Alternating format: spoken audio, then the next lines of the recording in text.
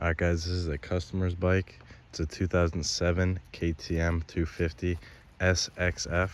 That's the race version. And so basically I got this with like in boxes. Everything pretty much was disassembled except for the lower half of the engine, which I had to take apart anyway because I had to do bottom end bearings, so I had to split that either way. So with that, let's just start going over like what I did to this thing. But yeah, everything was in boxes taken apart, and it was worked on by another mechanic that did mess up a lot of things. I'll go over some things that he messed up, and it just kind of made it harder for me. But before we get started, so the reason I don't have a seat on there is because the customer didn't bring one, and that's not a big deal. But anyways, yeah, so I did bottom end bearings and crank seals on this thing. And then I put the bottom end together, put the gearbox, made sure the transmission was good, and then shifted through that. So it has a Pro X piston in it, and that was actually there when I got this bike, the new piston. And for some reason, he said that the previous mechanic could not get the rings in right. They were just too tight or something. So I looked it over, and instantly when I looked at the rings, I was like, these aren't the right rings. So I had to get the Pro X rings to fit the Pro X piston. Anyway, yeah, I did that piston. I put that piston in there with the rings and everything, oiled it up.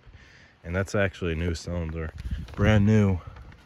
Pretty sure it's an OEM because I don't see any branding like Athena or anything. So that's like a brand new cylinder. I could tell because just like it was not used at all. There was no scoring or anything. And let's move on to that oil drain that I had to fix. So if you guys could see that little bolt there, it's like a golden bolt. I had to put that in there because there's absolutely no threads on there. It was drilled out, no threads whatsoever, and it was too big. So I had to tap that, and then I put a custom bolt in there with Loctite, and it actually held. So I was surprised that like he didn't have to get a new case or anything. It was kind of like a lucky fix for no charge for him. And yeah, those are always sketchy fixes that just I don't really do too often. All right, let's move on to the head here. This is where most of the problem was. So this head, apparently the guy told me that the guy before me resurfaced it, but for some reason it just didn't look like it to me because I saw some high spots on there, and I did this gasket multiple times just to make sure. And these bolts are brand new, and it kept leaking coolant from this gasket here. So that kind of brought me to the conclusion of me having to get this head resurfaced. From it could have been warped, or it could have just been those high spots that was causing the leaking. And yeah, I did that, got it resurfaced for not too bad of a price, and it's all fixed. It's holding compression, it's holding coolant. So that was one of the most important fixes that we did here. And you guys might be seeing those engine mounts and be like, why are those not in? I'm gonna put those in. I just have to take the gas tank off. But yeah, I'm definitely gonna put those in before there. I still gotta do a couple more things. I'm just going over this, so I have the mounts and everything. And I actually put them in an ultrasonic cleaner because they're really rusty, and I want to clean up some of these parts because he did get a whole new bolt kit. You can see some of these bolts are brand new, and I wasn't gonna replace all these bolts on there because I didn't get the bolt kit till later on, so I'm not gonna mess up the seal on the bottom end. But yeah, so let's move on to this clutch slave. This one I had to put a new gasket in because it was leaking, and I also had to replace these gaskets here because those were leaking, and that was not holding pressure, causing the clutch not to work. And I actually had to put a new gasket in here as well because the other one actually expanded and wouldn't fit in anymore. Another thing, just to let you guys know, these gaskets are brand new, obviously. That carb is also brand new as well. It's pretty sure it's a Chinese aftermarket one, I'm not sure, but I got it tuned and it's all working good. Had to do some adjustments to it, like the idle and the fuel air screw, and it's pretty good right now. I got it to kick over and no choke actually, so, and idle's perfect. All right, guys, I think I'm just gonna bring this bike in because it's kind of raining out right now. All right, so we just got a couple more things to go over. So let's move on to this manual tensioner. I replaced that because the other one actually failed, and getting this one, I know that this won't fail, and it's also pretty easy to adjust. I did also have to bleed this brake system here, and it works as it should. I'll show you guys real quick. You can see I'm to the floor on the brake and I can't move that wheel. And there you go. So, all right, the guy also had a new twin air filter for me. That's a brand new one. The old one's over here. This is actually the old one. It was pretty dirty, so we replaced that. And let's move on to this side again. I cleaned this routing up pretty good. Just put a zip tie right there. And yeah, so that's a brand new spark plug in there. This is a brand new chain. He did try to supply the part for me, but it actually ended up being too small, so I just ordered it myself. And yeah, pretty sure that back sprocket's bigger than stock, so that kind of caused that problem. This oil filter is brand new, and the gasket for it's brand new. So these two drain bolts, there's one right here, or actually this one's not a drain bolt, this is like a screen. So you take this out and you could actually replace the screen in there. It's like to catch metal or whatever. And right there, that's the drain bolt to drain the oil. And both of these threads were pretty sketchy. Like, it wanted to cross thread on me multiple times, but I got them in good, and that's all that matters. So yeah, definitely a lot of threads messing up. And speaking of threads, the valve cover threads were also messed up. Those, all of them, every single hole that holds the valve cover were stripped. So what I did to fix that is bigger size bolts in there. Yeah, normally they're like 8mm bolts. I went a little bit bigger than that, put some washers on there, and yeah. This was the gasket that I told you expanded. This is for the hydro clutch, and that just somehow expanded. And we did try to fix this. We tried to put it in the freezer to get it to shrink, and that did not work. We almost got it there, but it just couldn't retake its form.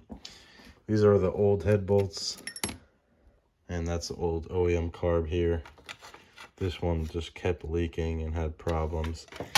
I did try this multiple times, try to get it working, because I know OEM carbs are really good, and if you could, stick with them. These are actually the mounts for the head up here. You can see they go right there. And I cleaned those up, put them in the ultrasonic, and they're really clean. So these were like rusty and dirty before. So let's move on to this carb here. So I did put a new gasket on there because for some reason I took this apart just to be sure, and I saw no gasket where the bowl goes. I was really shocked. I don't know where it went, but it just was not in there. And then I took off, this is the accelerator pump. So when you give it gas, it actually forces a squirt of gas into the head here.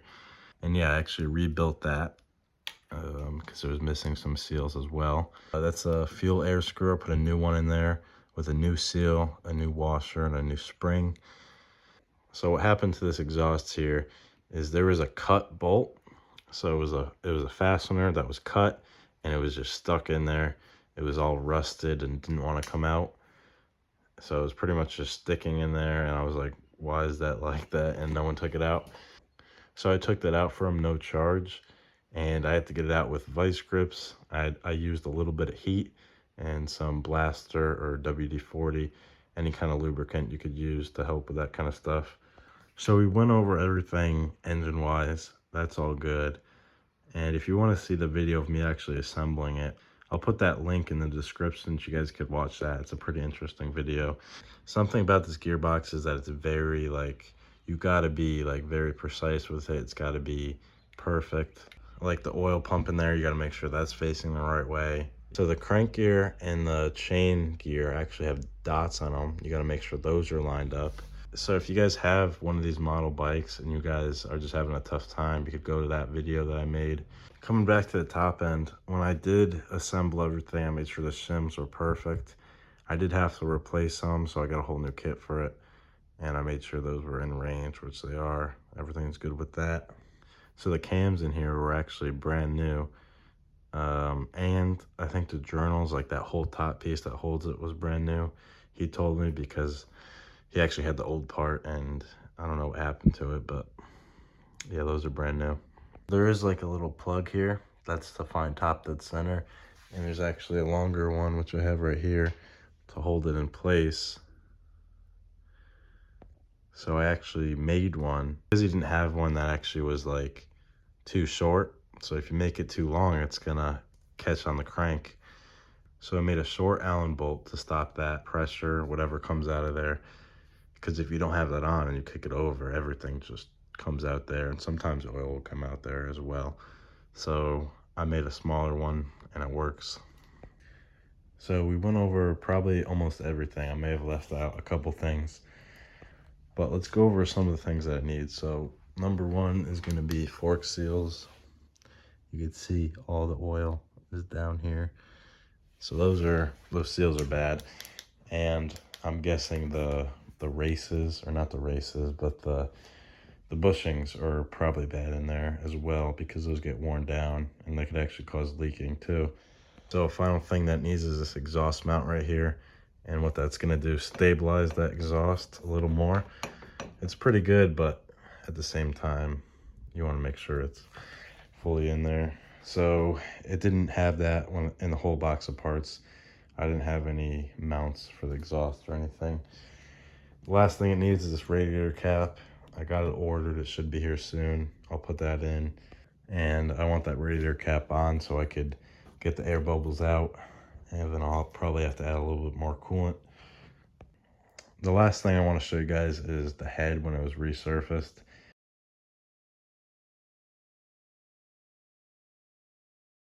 So I did put up a video about me having a problem with these gaskets over and over again, telling you guys that I needed to get this head resurfaced. And it looks like that was a problem.